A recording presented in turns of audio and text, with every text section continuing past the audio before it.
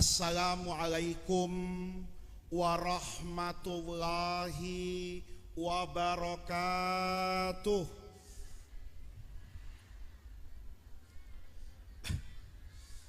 Bismillahirrahmanirrahim. Alhamdulillahirabbil alamin. Wassalatu wassalamu ala asyrafil anbiya'i wal mursalin wa ala alihi wa sahbihi ajma'in, amma ba'du. Segenap para alim ulama yang saya muliakan, para kiai, para tokoh masyarakat, saya mohon maaf tidak menyebutkan nama beliau satu persatu, tetapi tidak mengurangi rasa hormat dan ta'zim kita kepada beliau semuanya. Pejabat-pejabat pemerintah yang hadir pada malam hari ini, Bapak Kepala Desa Depok yang saya muliakan, Bapak Ibu hadirin hadirat sekalian yang berbahagia, alhamdulillah pada malam hari ini kita semua bisa hadir di tempat yang insya Allah dimuliakan oleh Allah Subhanahu wa Ta'ala untuk sama-sama memperingati haul daripada Syekh Pasiraga dan juga para sesepuh di desa Depok ini. Bapak Ibu sekalian, saya kalau hadir ke acara seperti ini itu merasa bangga sekaligus terharu betapa orang-orang tua kita itu mampu menyatukan antara tradisi, budaya, dan agama itu menjadi satu kesatuan dalam bentuk amaliyah yang indah yang kita saksikan hari ini. Kalau orang memperhatikan acara haul seperti ini, itu ada dua sisi. Isi kandungannya, haul itu intinya mendoakan orang yang sudah meninggal. Itu inti dari peringatan haul. Tapi seandainya acara ini isinya hanya seperti itu, mungkin tidak meriah seperti malam hari ini. Mungkin juga itu tidak menjadi ingatan panjang tentang almarhum kalau kita tidak membuat acara seperti ini. Alhamdulillah, orang-orang tua kita itu mampu memahami ajaran agama Islam dengan baik, yang nanti memadukan antara agama dan praktek keagamaan. Orang kalau paham kayak ini, Pak, nanti ibu beragamanya itu bijaksana. Ada orang sekarang, saya ndak tahu ngajinya di mana, belajarnya sama siapa. Itu kadang-kadang paham Islamnya itu kaku. Kalau tidak ada di zaman Rasulullah, maka dikatakan bid'ah, hukumnya haram. Nih, ada orang sekarang ngelihat ada kelompok umat Islam bikin peringatan haul kayak malam ini, lalu dikatakan peringatan haul seperti malam ini itu bukan agama, karena Rasulullah dulu tidak pernah buat perayaan haul. Ini ada orang Islam yang ngajinya itu kayak begini, Pak. Ini kenapa pemahaman ini lahir? Karena mereka tidak memahami ajaran agama Islam secara utuh. Kalau orang paham Islam ini Allah desain, Allah ciptakan, Allah adakan, ini agama yang mampu berdialog, agama yang mampu hidup sampai akhir zaman. Kenapa? Karena agama ini Bapak Ibu sekalian itu punya konsep.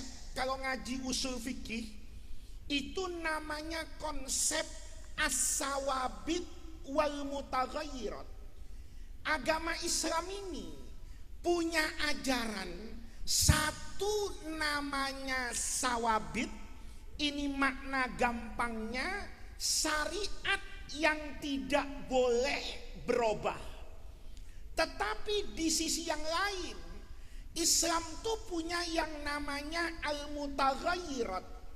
Itu praktek keagamaan yang berubah karena dia bukan inti agama tapi tafsir dalam agama. Ini kalau pakai usul fikih lama ngajinya Pak. Tapi kalau pakai contoh nanti Bapak Ibu ini mudah memahami. Apa sawabit, apa mutaghayyirat. Nih contohnya Pak. Bapak kemarin waktu puasa Ramadan, di akhir Ramadan sebelum sholat Idul Fitri itu punya kewajiban bayar zakat. Namanya zakat, Bu, namanya zakat fitrah. Ibu bayar zakat fitrahnya pakai apa? Bu, bayarnya pakai beras.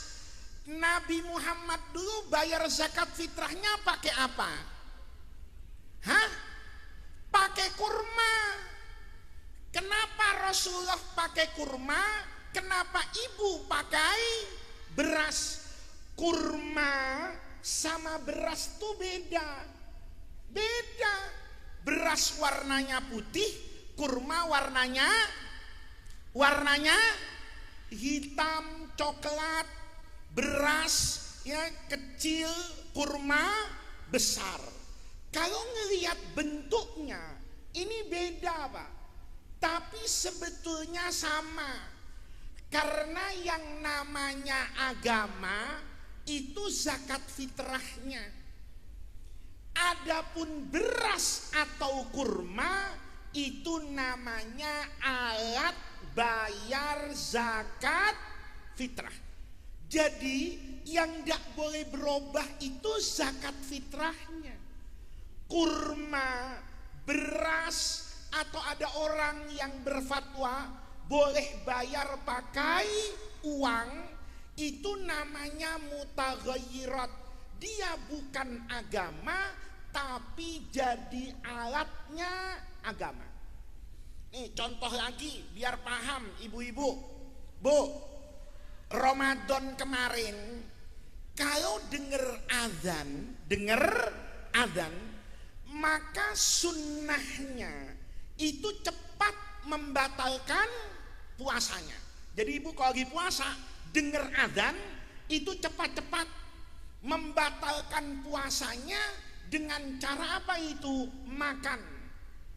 Dulu Rasulullah itu kalau dengar azan tangan Nabi ngambil kurma, dimakan kurmanya. Itu istilah orang sekarang takjil. Ya, Bapak pernah dengar istilah takjil? Kan kalau Ramadan banyak orang jualan apa itu? Takjilan. Itu zaman Nabi nggak ada takjil. Coba yang ngaji di pesantren itu, pernah ada hadis takjilan? Nggak ada. Tapi dulu Nabi kalau dengar azan itu Nabi ngambil kurma, dimakan sama Rasulullah kurma itu. Ibu di Cirebon kalau dengar azan ngambil apa? kolak. Ngambil apa? Gorengan. Sama apa enggak dengan Rasulullah? Tidak sama, beda. Tapi hukumnya kenapa sama, Pak? Hah? Kenapa sama? Sama, Pak. Yang membedakan itu karena hidupnya berbeda.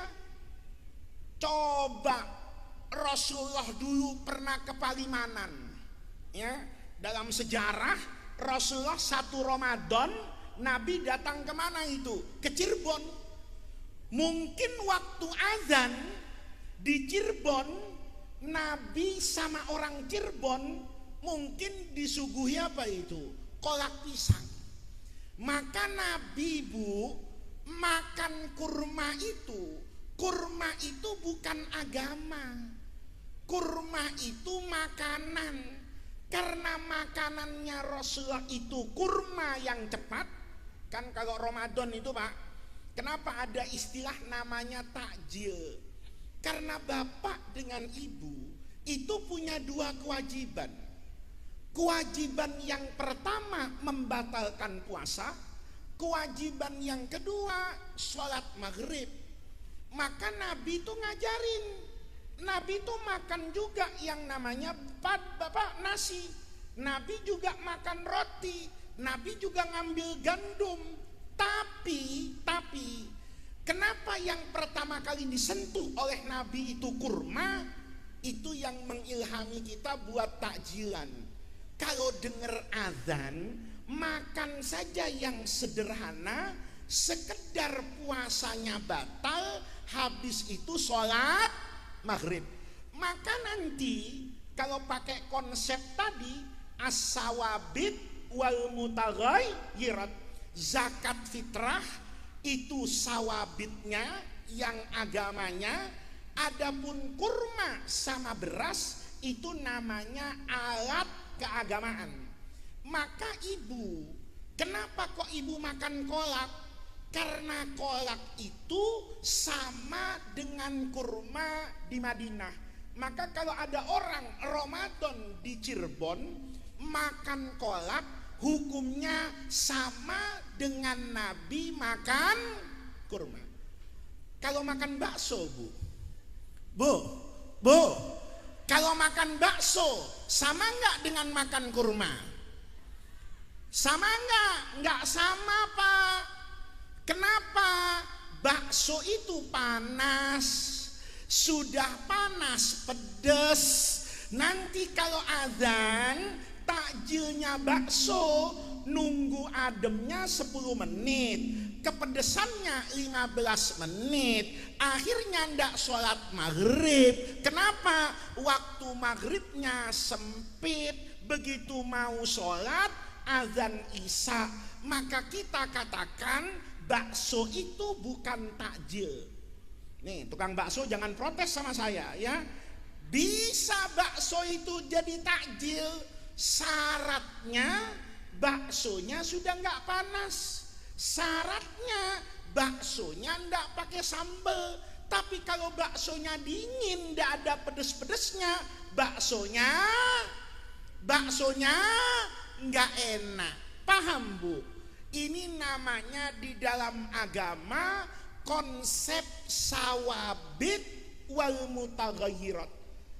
Orang kalau paham konsep sawabit dengan mutaghayyirat ini, itu hidupnya akan harmonis dengan budaya masyarakat. Tapi kalau tidak paham konsep ini, itu biasanya nanti gampang nyalain orang. Saya dulu waktu belum paham kayak begini, itu juga suka nyalahin orang, Bu. Saya dulu belum paham Islam itu ada sawabit yang pokok tidak berubah, ada mutaghayyirat yang bukan pokok agama dan dia hukumnya bisa berubah-ubah menyesuaikan dengan kondisi masyarakat. Saya belum ngaji itu. Saya dulu suka merendahkan orang, Pak. Saya dulu punya pengalaman. Saya ke Mesir, Bu. negerinya Fir'aun itu. Masuk Mesir itu saya masih ingat tahun 1998 Pak Harto jatuh itu ya. Pak Harto dari Mesir pulang ke Jakarta jatuh, makanya saya balik ke Mesir supaya tidak ikut jatuh Pak. Di Mesir saya nyampe itu mau puasa, mau Ramadan. Maka begitu malam 1 Ramadan, teman-teman saya itu yang lebih dulu ada di Mesir itu ngomong ke saya gini, Gus, nanti terawihnya jangan di masjid ya. Saya bilang, terawih di mana? Terawihnya di musola aja, musola di situ itu. Saya namanya orang baru ikut Pak. Ya sudah, kalau saya harus terawih di musola itu saya ikut. Begitu malam 1 Ramadan, teman-teman saya itu jemput Pak ke rumah saya, ayo Gus kita berangkat terawih. Sambil berangkat saya nanya, ini kenapa kok saya diajak terawih ke musola itu bukan diajak ke masjid yang ramai itu? Kata kawan saya, kita ini mau nyoba Gus mengamalkan terawih sesuai hadis Ummul Mukminin Aisyah radhiyallahu anha dalam riwayat Imam Bukhari. Saya dengar alasannya itu senang Pak, karena kalau baca hadis Aisyah di dalam Sahih Bukhari itu Rasulullah terawihnya itu cuma 11 rakaat, 8 terawih 3 witir. Dengar itu alasannya saya senang, karena saya di Jakarta terawihnya 23 rakaat setengah jam. Kalau ini 11 rakaat kan cuma 10 menit, diskon 50% nih terawihnya kata saya. Seneng saya asalnya Bu, berangkat. Begitu sampai di musola itu sholat terawih, la haula wala quwata, rakaat pertama imamnya baca surah Al-Baqarah Bu. Ini Pak, yang dibaca rakaat pertama itu Al-Baqarah, dan Al-Baqarah Quran, bukan Al-Baqarah tahlilan, beda Pak. Kalau Al-Baqarah tahlilan 3 menit selesai, karena diambil depannya alif lam mim, nyomot tengahnya ayat kursi, amanar rasul fangsurna alal qaumil kafirin, itu namanya Al-Baqarah, itu namanya Al-Baqarah tahlilan. Ini Al-Baqarah Quran 286 ayat itu dibaca 1 rakaat Pak. Itu kalau dipraktekkan di Depok ya, insya Allah bubar terawih imamnya dibunuh orang Bu ya. Minimal sendalnya hilang. Kenapa? Biar kapok dia nggak datang lagi. Al-Baqarah Pak. Jangan tanya rukuknya. Rukuknya itu lamanya luar biasa. Saya sampai penasaran ngitung, ini subhana rabbiyal aziminya berapa kali ya. Saya hitung 40, 40, 41, 42. Lama-lama saya lupa sendiri Pak, karena saya baca banyak, enggak itidal. Lama-lama karena penasaran, di sholat yang kedua nantinya itu saya mau tahu, ini imam baca ruku ini baca subhana rabbiyal selama apa. Maka saya mengerjakan apa yang kata ulama. Ini makanya Bapak Ibu penting ngaji. Kalau ndak ngaji nanti salah dalam beragama. Kata ulama, ada pekerjaan baik, ada pekerjaan punya fadilah besar, tapi kalau dibaca waktu kita ruku itu ndak jadi baik, jadi makruh. Apa itu? Baca Quran. Ibu kalau ruku itu bacanya subhana rabbiyal azimi. Jangan waktu ruku baca Quran. Itu bukan soleh, goblok Bu ya, paham? Nih kalau ada orang begitu ruku baca Quran, itu kata ulama makruh. Kenapa makruh? Karena ruku itu tempatnya tasbih, bukan tempatnya baca Quran. Kalau mau baca Quran habis suratul Fatihah, mau baca Quran silahkan. Ibu malam ini ndak ada pengajian, di rumahnya nganggur, baca Quran bagus. Tapi kalau baca Quran sambil ruku, hukumnya makruh. Tapi karena saya penasaran panjangnya ruku, saya baca Quran, Pak. Saya baca Quran surah dulu masih kecil. Kalau imam masjid baca ini di rumah saya, itu saya tandain imamnya. Begitu dia jadi imam tarawih enggak datang saya. Ini kenapa? Ini biasa bacanya panjang. Saya waktu ruku itu baca amma yatasaalun, Pak. Surah An-Naba itu. An-Naba itu yang awal juz 30, itu kan kalau buat orang biasa panjang surah itu. Saya baca ambil ruku itu. Amma yatasaalun selesai, imamnya itu belum bangun, Pak. Saya nyesel betul terawih di situ nggak bawa parem kocok, Pak. Kenapa? Masya Allah. Saya malam itu terawih 11 rakaat itu pegang betis, Pak. Itu lebih keras dari singkong, gitu. Kenapa? Terawih dari setengah 8 malam, selesainya setengah 4 mau subuh, Bu. Kenapa?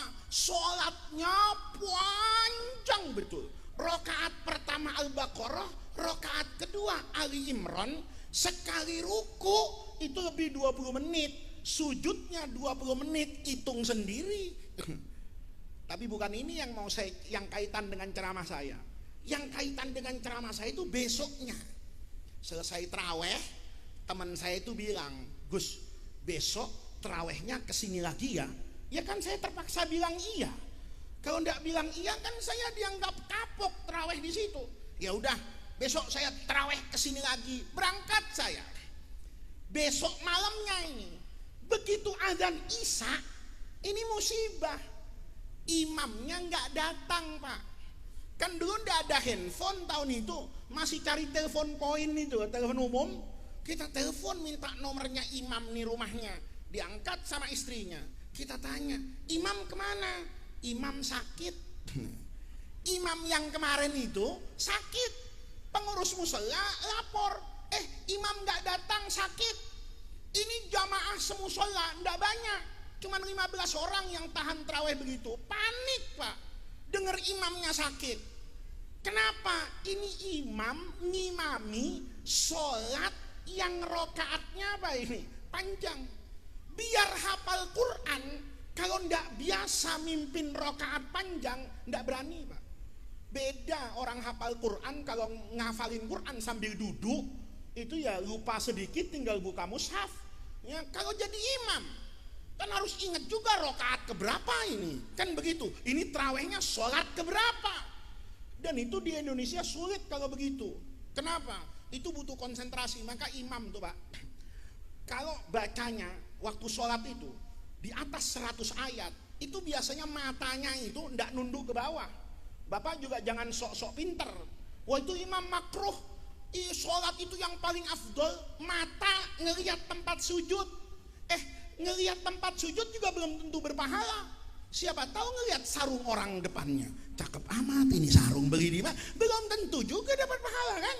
Nah, imamnya itu biasanya matanya itu ke depan, Bu, karena dia butuh visualisasi Al-Quran. Ini halaman ini, atasnya ini, bawahnya ini. Dibalik, atasnya ini, bawahnya ini. Kalau enggak, baca Al-Baqarah 1 rakaat, mungkin ada 1 lembar yang apa ini? Yang hilaf.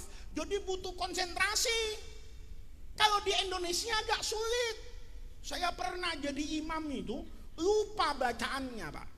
Kenapa? Karena saya baru baca basmalah, Bismillahirrahmanirrahim. Tukang sate nggak ada akhlaknya, ngipas-ngipas sate depan masjid gitu loh. Mana masjidnya nggak pakai jendela lagi, asapnya sampai ke mihrab. Biar kiai, Pak, biar kata husuk, kalau ada asap sate bubar husuknya. Begitu masuk ke hidung saya, kepikiran saya, Pak, ini sate ayam apa sate kambing, kata saya.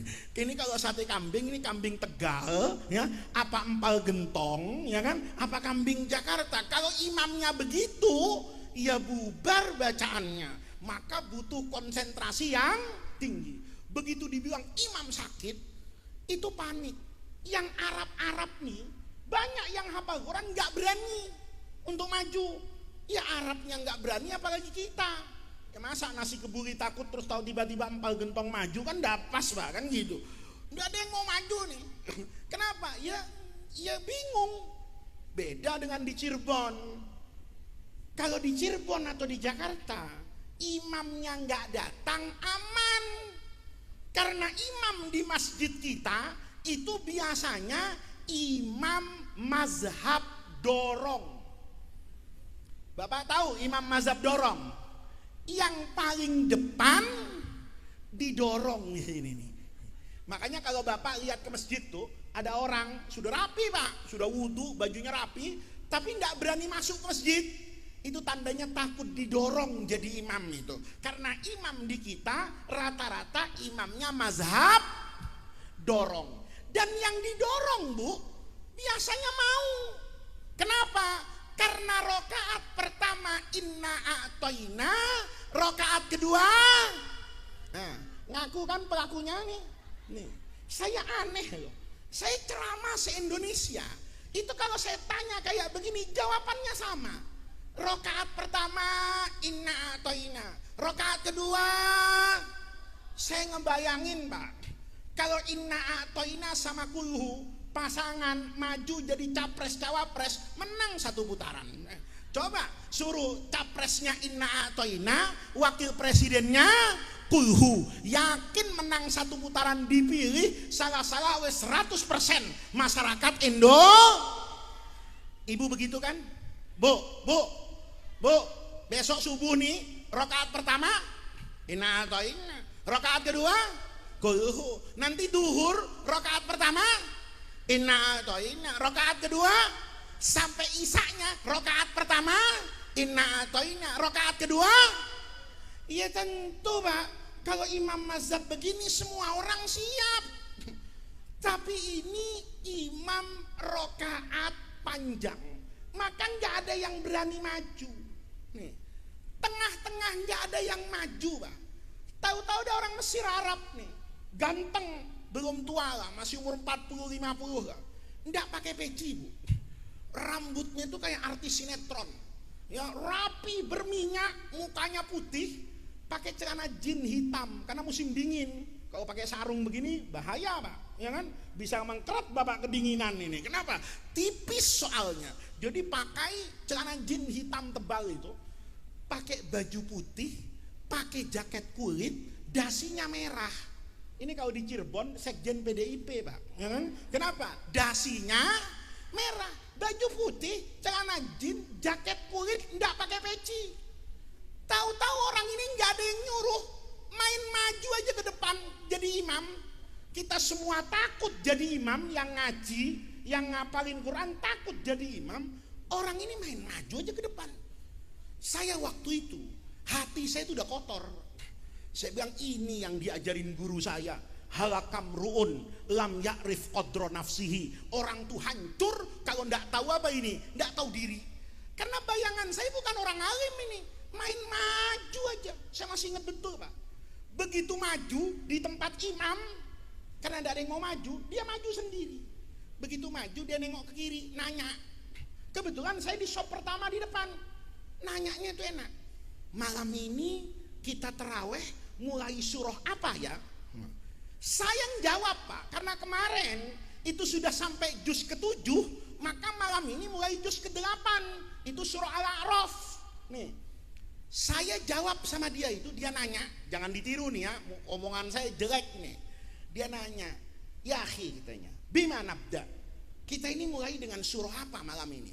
Saya jawab, karena saya tahu Al-A'raf.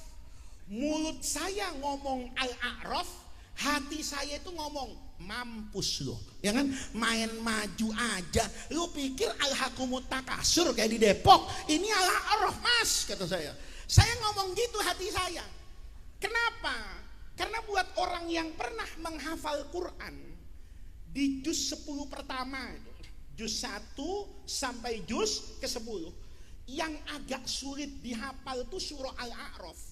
Jadi dulu waktu saya ngaji sama guru saya itu bilang, nak, di Quran itu kalau belum hafal, betul-betul hafal, jangan dipraktekkan jadi imam. Yang pertama Al-A'raf, karena strukturnya itu memang agak-agak rumit. Maka orang kalau juz 1:10 itu Al-A'rafnya lancar, Al-Baqarah itu gampang ya. Kenapa? Itu yang paling sulit. Yang kedua kata guru saya, Ar-Rahman. Nih orang Depok nih, kalau zuhur baru ngapalin Ar-Rahman, jangan dipraktekkan waktu sholat maghrib. Karena orang yang hafalan Ar-Rahmannya ndak bagus, kalau jadi imam itu biasanya bisa memulai, ndak bisa mengakhiri. Ar-Rahman itu di ujungnya itu kebanyakan fabi ayyi ala'i rabbikuma tukadziban. Ini kalau hafalannya nggak kuat, muter-muter di situ. Fabi ayyi ala'i. Saya pernah sholat begitu, Bu. Saya di belakang, imamnya di depan. Baca Ar-Rahman. Rupanya di shaf yang pertama itu nggak ada yang hafal Ar-Rahman. Imamnya muter-muter. Fabi ayyi ala'i rabbikuma tukadziban. 15 menit nggak ketemu-ketemu. Istighfar dia. Astaghfirullahalazim. Bismillahirrahmanirrahim. Inna a'toina. Kan hati saya dibilang kesel. Dari tadi udah pulang kita kan begitu. Tuh makanya Bapak kalau Ar-Rahman belum hafal bener, jangan jadi imam. Nanti makmumnya dosa nyumpahin Bapak. Nah, ini orang main naju aja. Saya bilang Al-A'raf. Dia ngomong thayyib ya akhi. Al-A'raf katanya. Dia baca, Bu. Subhanallah, Pak. Itu dia baca Al-A'raf sampai nanti akhir taraweh lewat surah Yusuf, surah Ibrahim semua itu mau masuk ke juz ke-18. Dia baca satu malam hampir 9 juz. Dari setengah 8 sampai setengah 4 itu bacaannya lancar, nggak ada yang salah. Begitu selesai taraweh, saya kepikiran, nggak kepikiran sahur saya waktu itu. Padahal udah setengah 4. Saya tanya pengurus musola, Pak, itu yang jadi imam tadi itu siapa? Itu guru besar tafsir, hafal Quran dengan qiraat asyarah. Ya subhanallah, saya kejar orang itu ke mobilnya, Bu. Saya langsung minta maaf sama dia. Guru, saya minta maaf ya. Dia yang saya mintain maaf lebih kaget lagi. Nggak pernah ketemu, tahu-tahu langsung minta maaf. Ibu, kalau nggak pernah ngomong apapun, tiba-tiba minta maaf, pasti yang dimintain maaf curiga. Coba aja, ibu ke tukang gorengan nih, ya puasa apa lebaran, tahu-tahu ibu datang ke tukang gorengan, Bang, saya minta maaf ya. Ibu ndak pernah ngomong sama dia, sekali-kali ngomong minta maaf, pasti tukang gorengan curiga. Ini yang buat bangkrut saya kayaknya, yang setiap beli gorengan 10 ngakunya, tuh lihat pelakunya ngaku Pak. Kalau langsung minta maaf, ya orang curiga kan, dia kaget. Kamu siapa? Kok tiba-tiba minta maaf? Ya saya ndak penting guru siapa, pokoknya saya minta maaf. Loh, kamu punya salah apa sama saya? Saya jawab aja, salah saya banyak guru, dari Isya sampai mau subuh nih kata saya. Hati saya itu nggak terima, baru tahu kalau dia itu orang alim. Kenapa? Karena pakai celana, Pak. Saya dari kecil, saya ini kan orang NU. Dari kecil kalau lihat kiai ya sarungan. Ayo Bapak di Depok nih, kalau ada saya datang ke sini nih, Bapak tahu mukanya saya nih. Saya datang pakai celana jeans. Ya, celana jeans sobek-sobek ya kan, pakai kaos misalnya, enggak pakai peci. Disuruh ceramah enggak. Kenapa? Ini bukan kiai nih. Kalau kiai sarungan. Saya dari kecil itu paham kiai itu mesti sarungan, orang alim itu mesti pecian. Tapi itu di Indo sarung ini bukan agama, Pak. Memang ada Rasulullah pakai atlas. Ada riwayat ruwiya annan nabiyya sallallahu alaihi wasallam labisa gajah duduk, ada begitu. Nabi pakai BHS, ada gitu?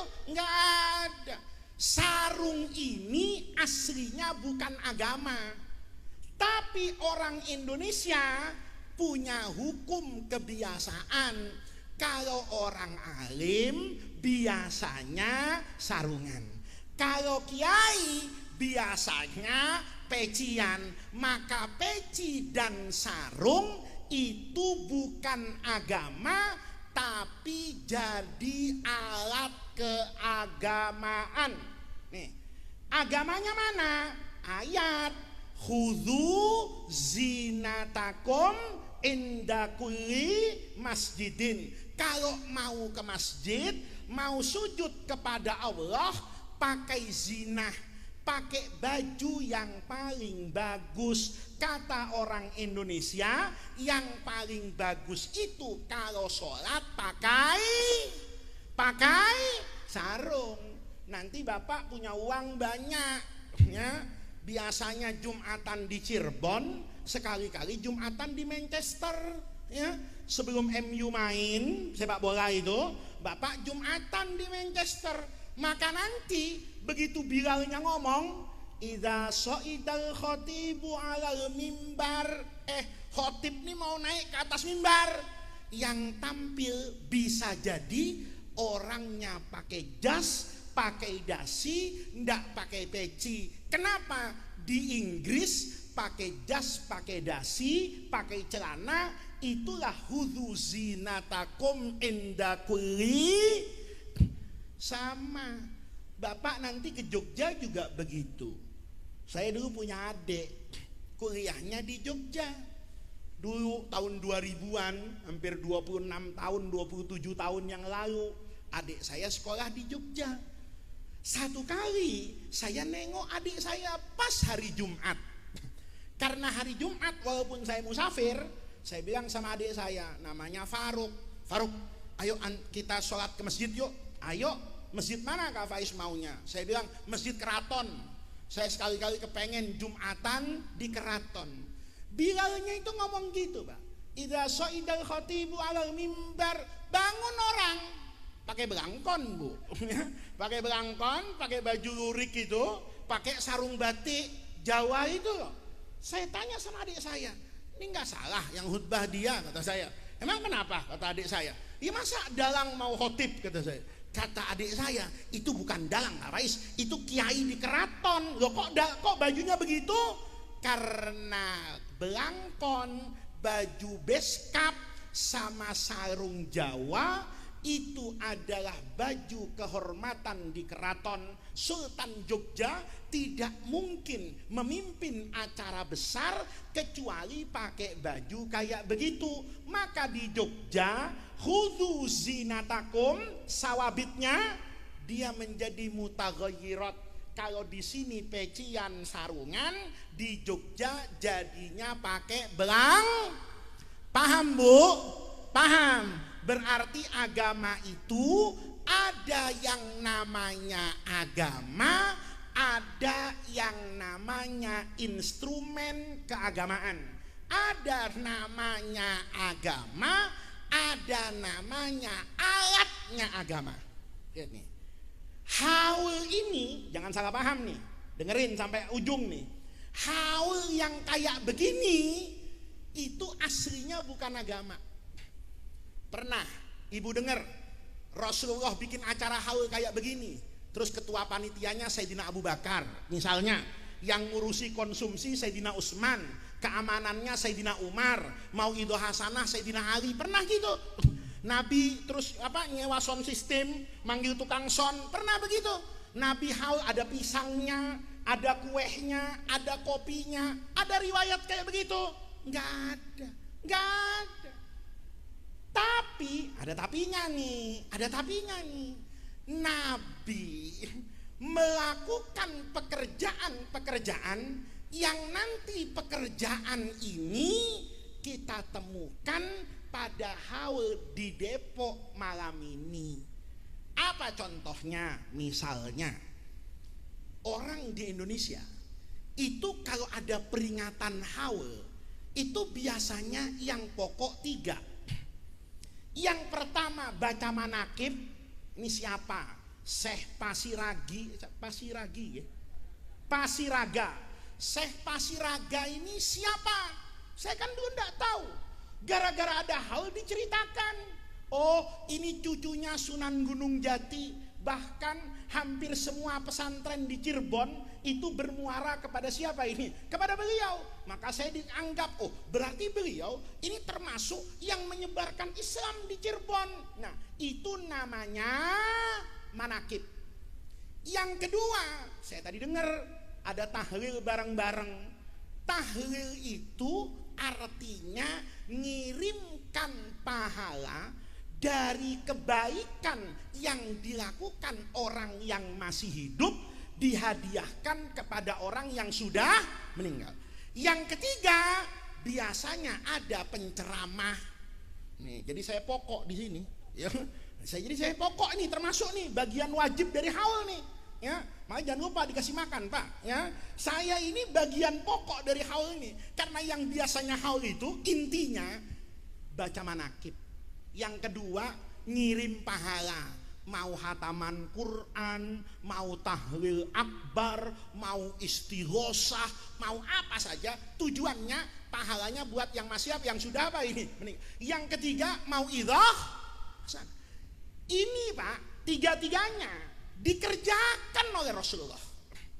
Apa contohnya? Nih yang paling sering orang itu menentang, ya, mudah-mudahan di Cirebon nggak ada. Di Jakarta ini Bu, mulai ada orang Islam baru Bu, namanya Islam Protestan. Ibu pernah dengar nggak Islam Protestan? Nggak pernah dengar? Mudah-mudahan di Cirebon nggak ada. Bapak tahu Islam Protestan? Itu orang Islam tapi suka protes. Ada orang tahlilan, protes.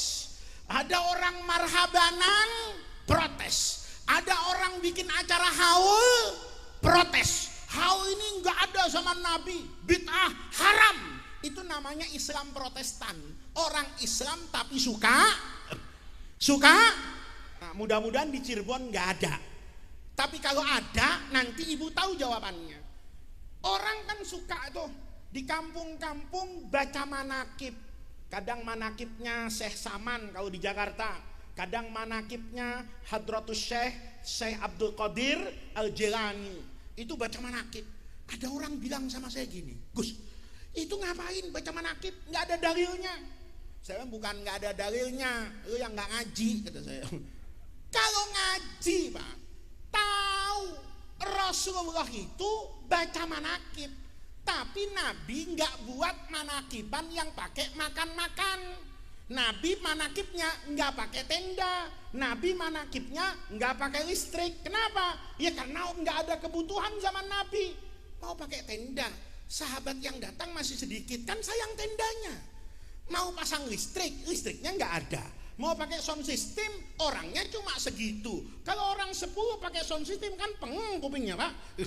Lihat nih. Tapi itu dengan Ibu C itu bisa bertemu ngobrol. Satu ketiga, tidak sengaja di pasar, Ibu B ketemu sama Ibu C. Kebetulan Ibu B punya handphone baru. Ibu C diajak apa itu? Selfie. Nih handphone baru, cekrek. Alhamdulillah ketemu sahabat lama yang sudah lama tidak berjumpa. Salahnya dijadikan status WhatsApp, dilihat sama Ibu A. Oh begini di belakang saya, ya kan? Katanya ikut saya. Ternyata belanja ke pasar sama musuh. Besok acara muslimatan nggak disapa itu Ibu C. Kata Ibu C, salah apa saya ya? Nggak pernah ketemu, nggak pernah ngomong, kok sekarang dia kayaknya musuhin saya. Nah, ini ada sanadnya dari Aisyah. Kata Ummul Mukminin Aisyah, saya ini ada pengalaman aneh. Anehnya di mana? Saya ini tahu istri Nabi itu yang cantik tuh saya tahu satu-satu. Yang bangsa Arab yang paling cantik kata Aisyah itu Ummu Habibah, anaknya Abu Sufyan, Romlah binti Abu Sufyan. Ini istri Nabi yang berbangsa Arab dari suku Quraisy, itu yang paling cantik. Tapi saya nggak cemburu sama Ummu Habibah. Saya tahu istri Nabi itu ada yang berdarah Bani Israel Yahudi, namanya Sofia. Sofia ini istri Nabi, itu Bani Israel, keturunannya Nabi Yakub, keturunannya Nabi Yusuf. Maka kulitnya putih dan cantik. Bani Israel tuh cantik-cantik Bu. Buktinya ibu kalau hamil, di Cirebon baca surah apa? 2. Kalau nggak Maryam, Yusuf. Saya nanya, Bu, kenapa baca surah Yusuf? Kepengen Gus, kalau nanti anak saya laki ganteng kayak Nabi, kenapa baca Maryam? Ya supaya kalau nanti lahir cantik kayak, ya kepengen sih boleh Bu, tapi susah. Yusuf sama Maryam itu keturunan Bani Israel, ke atasnya Nabi Yakub, Nabi Ishak, Nabi Ibrahim. Kalau kita kan keturunan Gajah Mada sama Ken Dedes Bu ya. Jadi kulit kita ya sulit kalau mau sama dengan Bani, tapi tidak apa-apa dibaca. Jadi kata Ummul Mukminin Aisyah, istri Nabi yang cantik itu ada, Sofia.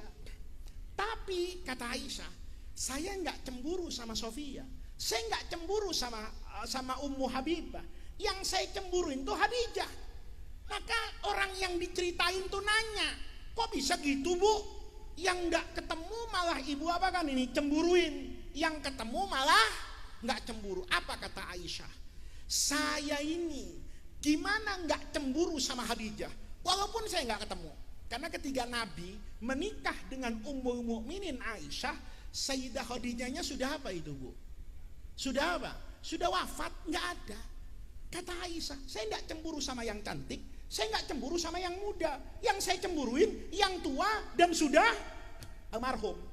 Maka muridnya tanya, kenapa bisa begitu Bu?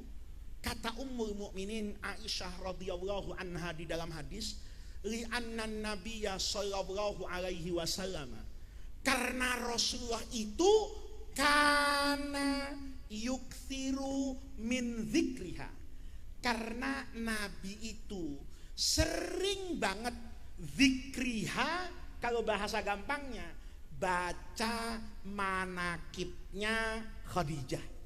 Nabi itu sering banget cerita tentang kebaikannya Khadijah.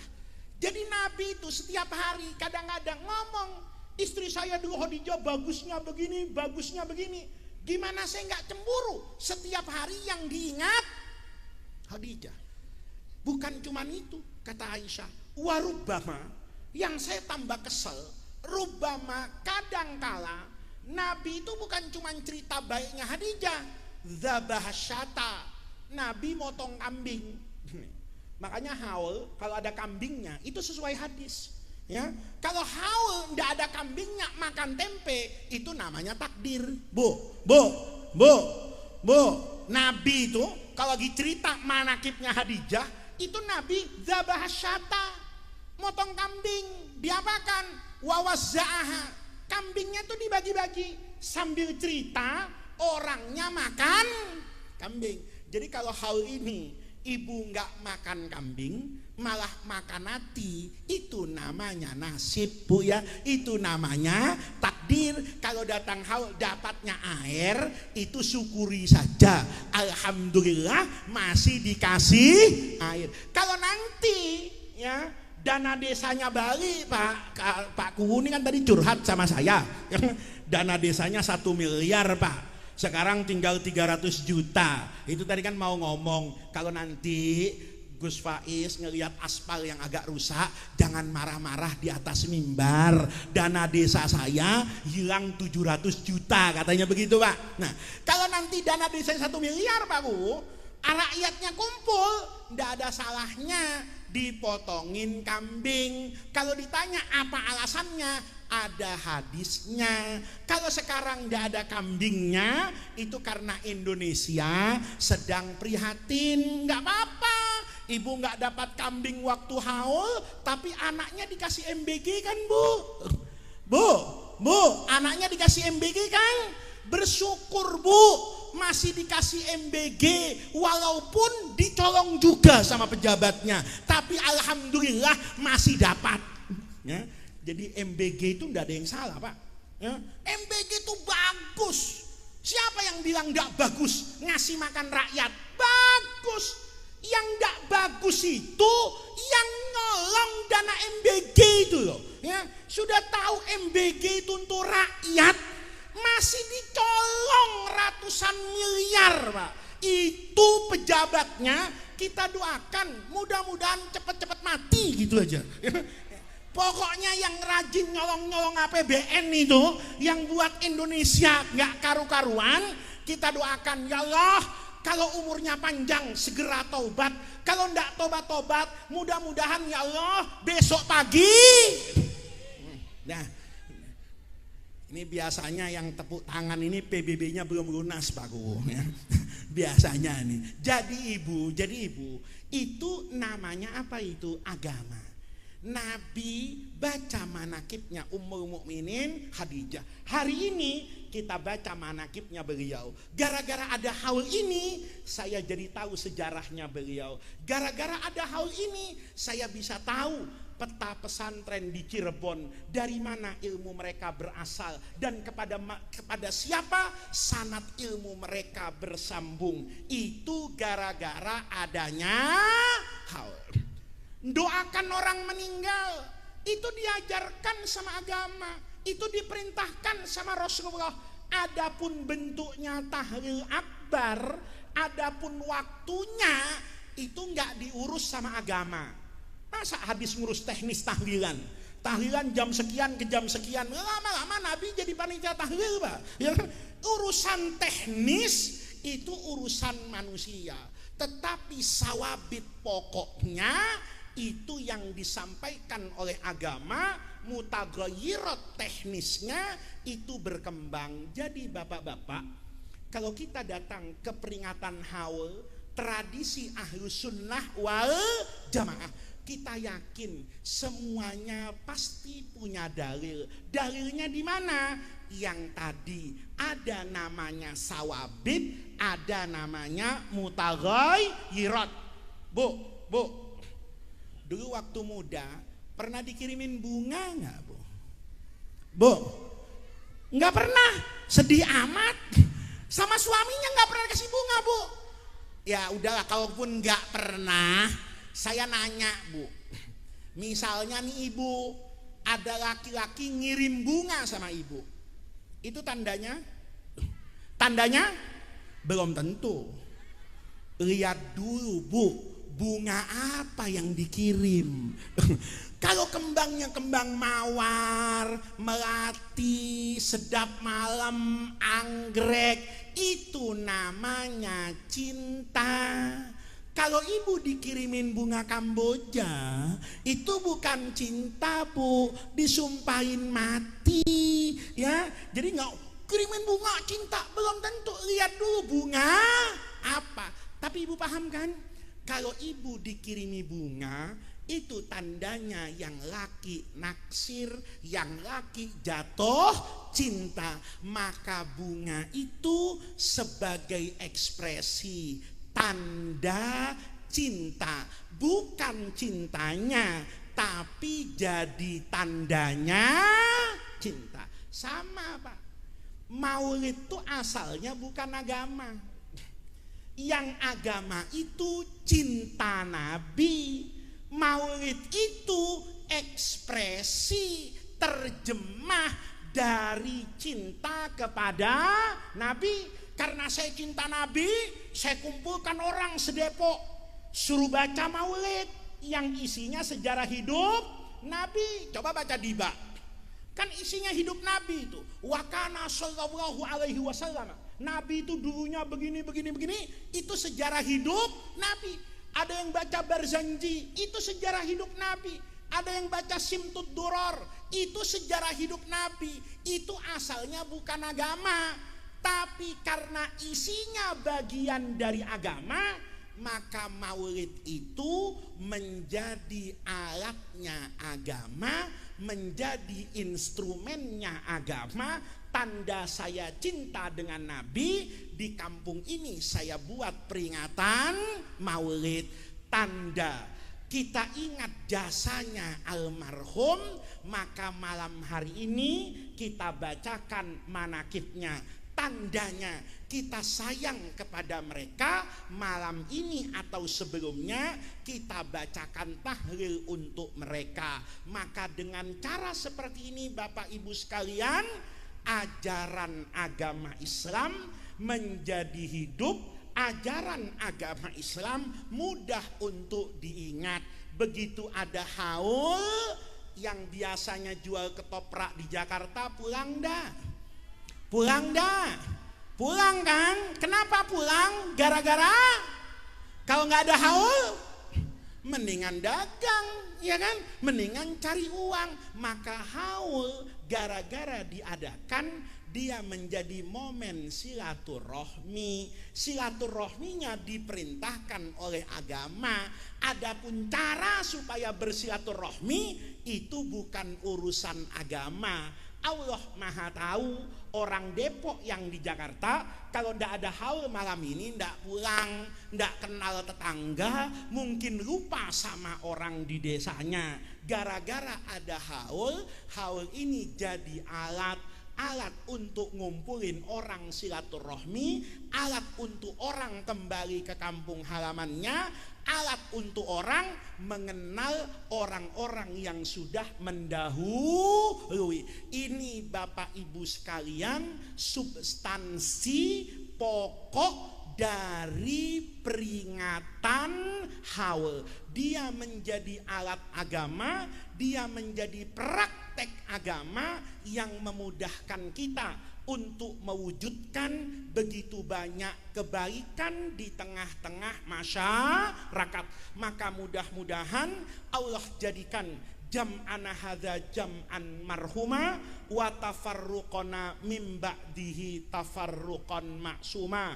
Mudah-mudahan kita berdoa di penghujung acara ini, mudah-mudahan semua amal ibadah yang kita lakukan di tempat ini, semua yang kita baca, semua yang kita lihat, semua yang kita dengar, semoga itu menjadi tawassul dan wasilah kita untuk mendapatkan khairat dunia wal akhirah. Mudah-mudahan semua yang kita baca dari kebaikan itu pahalanya disampaikan kepada almarhum dan almarhumah, dan itu tidak mengurangi rahmat Allah untuk kelak kita dipersatukan oleh Allah bersama mereka orang-orang yang soleh, bersama al-anbiya wal mursalin, bersama al-awliya was salihin fil firdausil a'la. Mudah-mudahan dengan barokah pengajian malam hari ini Allah menjaga kita semua, Allah menjaga anak keturunan kita, Allah menjaga keluarga kita, Allah menjaga orang-orang yang kita cintai, Allah menjaga orang-orang yang mencintai kita, Allah menjaga kita semua dan membersamai kita selalu dalam rahmat, taufik dan hidayahnya minat dunya ilal akhirah, sampai nanti kita bertemu dengan ridho dan rahmat Allah fil firdausil a'la. Al-Fatihatu biniyatil qabul wa tamami kulli su'lin wa ma'mul wa ila hadratin nabiyil mustafa Muhammadir Rasulillahi. Al-Fatihah. A'udzu billahi minasyaitonir rajim. Bismillahirrahmanirrahim. Alhamdulillahirabbil alamin arrahmanir rahim maliki yaumiddin. Iyyaka na'budu wa iyyaka nasta'in. Ihdinas siratal mustaqim. Siratal ladzina an'amta 'alaihim ghairil maghdubi 'alaihim waladdallin. Amin. Allahumma bihaqqil Fatihah wa bisirril Fatihah wa bi karamatil Fatihah wa bi mu'jizatil Fatihah wa bi jahi man unzilat alaihil Fatihah ya farijal hammi ya kashifal ghammi ya man li abdihi yaghfir wa yarham. Allahumma inna nas'aluka wa natawajjahu ilaika bi jahi nabiyyika Muhammadin sallallahu alaihi wasallam nabiyyir rahmah. Ya Muhammad ya nabiyyir rahmah, inna tawajjahna bika ila rabbina fi qada'i hawaijina birahmatika ya arhamar rahimin. Ya arhamar rahimina irhamna, ya arhamar rahimina irhamna, ya arhamar rahimina irhamna. Rabbana atina min ladunka rahmah wa hayyi lana min amrina rasyada. Rabbana atina fid dunya hasanah wa fil akhirati hasanah wa qina adzabannar. Subhana rabbika rabbil izzati amma yasifun wa salamun alal mursalina walhamdulillahi rabbil alamin. Terima kasih atas undangannya. Saya mohon maaf atas segala khilaf dan kekurangannya. Wallahul muwaffiq ila aqwamit thoriq. Wassalamualaikum warahmatullahi